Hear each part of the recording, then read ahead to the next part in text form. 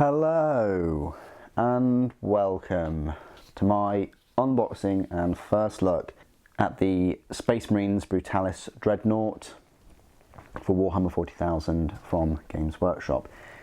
It's right here in this box and it will cost you £47.50 and contains 131 plastic components. That means that it does consist of 22 more components more than the normal standard vanilla Redemptor Dreadnought, and there are two different builds in this, which is very nice. Unfortunately, in 10th edition, Space Marines were done dirty.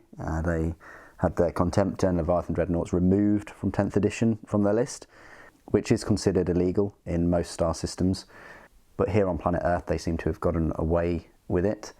Instead, they've given you another big Dreadnought, this Redemptor Dreadnought. I mean, hey, at least it's not another Invicta warsuit. They've kind of taken away the big cannon arm and replaced it with another fist and given it better, stronger alternative weapons to the ranged specialist Dreadnought, the Ballistas Dreadnought, that is very boring. This is the first time I've been able to pick this Dreadnought up because it was paywalled in a very thin box set earlier this year, very earlier this year, which sucked, and all those models should have been available separately to start off with. Wisdom, they've decided to release them all with the Space Marine release many months later. It was a bit of a gamble because, you know, I think people have been more interested in buying the new sets like the Terminators and the Stern Guard. And apparently there's like a new Lieutenant, brand new miniature. Never heard of one before, but... So this is the Clory Dreadnought, Clory McClawface, and then this is the other one, Fisty McFistface. God, you have to say that carefully, don't you? There are some differences, mainly obviously with the fists. You get fists with these ballistas bolt rifles. So this Dreadnought has specific bolt rifles on its fists. Nothing inside the fists, which is a complete waste of space and opportunity. Not like the old Dreadnoughts that snuck in a melter gun inside there or a plasma. Even the Contemptors have those fist weapons. I don't know why, because these fists are clearly bigger. You've also got a different option of these kind of torso weapons. I wanted to call them chest weapons, but biologically chest is higher. You've got multi-melters or heavy bolters. I'm not even going to go anywhere near the bolt gun variant. What they've done is they've given an anti-personnel sort of dreadnought, all these anti-personnel ranged weapons, but then the fists are kind of really strong fists only. Whereas they've given this one with the claws that have a sweep attack, which is better at dealing with hordes and things, anti-armour weaponry. Now, I would have thought it would have been better to have the multi-melters on that one, but I don't know why you just pick the normal fists unless you really wanted the bolt rifles, because the claws have the same strength as the fists, and they have a different profile that they can use as well. So, also, what's with these stubbers? Get rid of them. I mean, I guess you can sort of get away with them on the tanks, but on the executioners and things, whatever. But on Dreadnoughts, I would have rather the little rocket pod would have worked brilliantly on it. Anyway, let's unbox this. 3 sprues, I'm thinking.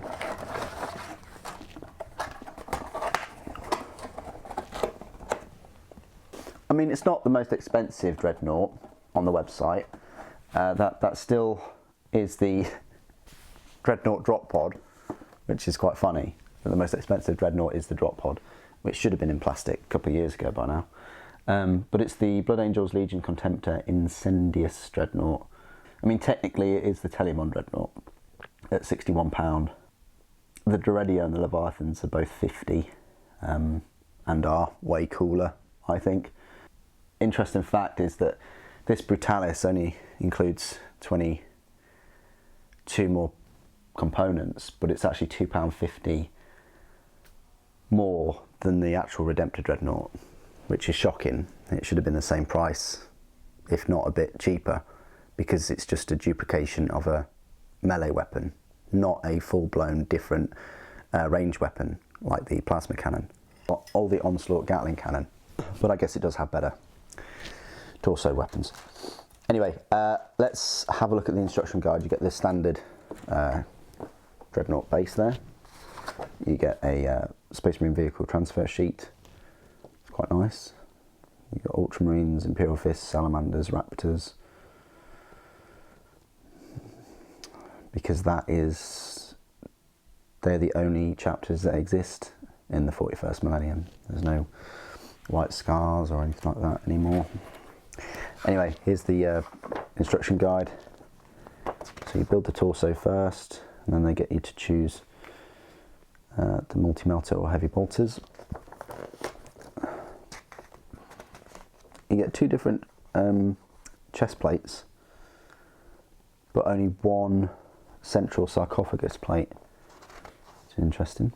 You only get the twin heavy stubbers at the top, no missile pod, rocket pod thing.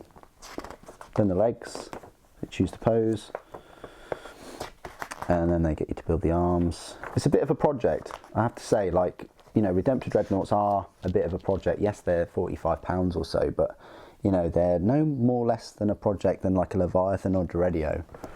130 parts is still a fair amount. Then you can build the fists with the pincer type claws, or the fists without, and then the Brutalis bolt rifles. The claws just look so much cooler. Shame we don't have a delivery method though. It'd be nice to put him in a Dreadnought drop pod. I don't know whether it'd fit. I don't think he would. Need a specialised drop pod. And then that's how you finish him off, right at the end. I like that chest plate. That looks way cooler with the nameplate. But if you're no good at doing nameplates, you can go for one without. So that's a nice little option. Let's have a look at the sprues then. So this is the sarcophagus armour plate. You've got the multi-melters, which is what all the heavy bolters. I would have loved these two weapons to be on the Ballistus Dreadnought. That with a rocket pod on the top, a bit like a Cyclone missile launcher, would have been, yeah. They should just phone me up and ask me for cool ideas, right? You've got the heavy stubber. It says Games Workshop 2022, so this is last year, not even 2023. That's how long they've had these kits. You've got the armour plates. You've got the hips, the torso, the sides, the front armour, the exhausts. A couple of toes on there as well. Speaking of which, and then on this one you've got the aforementioned chest plate there. It's very nice. Then you've got the standard one. More armour plates, more multi-melter parts, purity seals, fingers, more toes, leg armour, torso again, cabling, the rear power plant, the closed part of the chest armour that opens and closes. I still think that's a very cool feature for these Redemptor Dreadnoughts, that you can open or close that front sarcophagus. Doesn't mean anything in the game, but it just looks cool to have one just running around with his sarcophagus on show.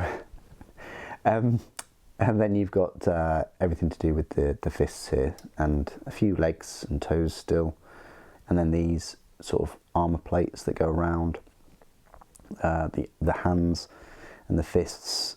You've got the fingers, more feet, the actual claws this time. They look quite nice. They're, say, beveled, I want to call it.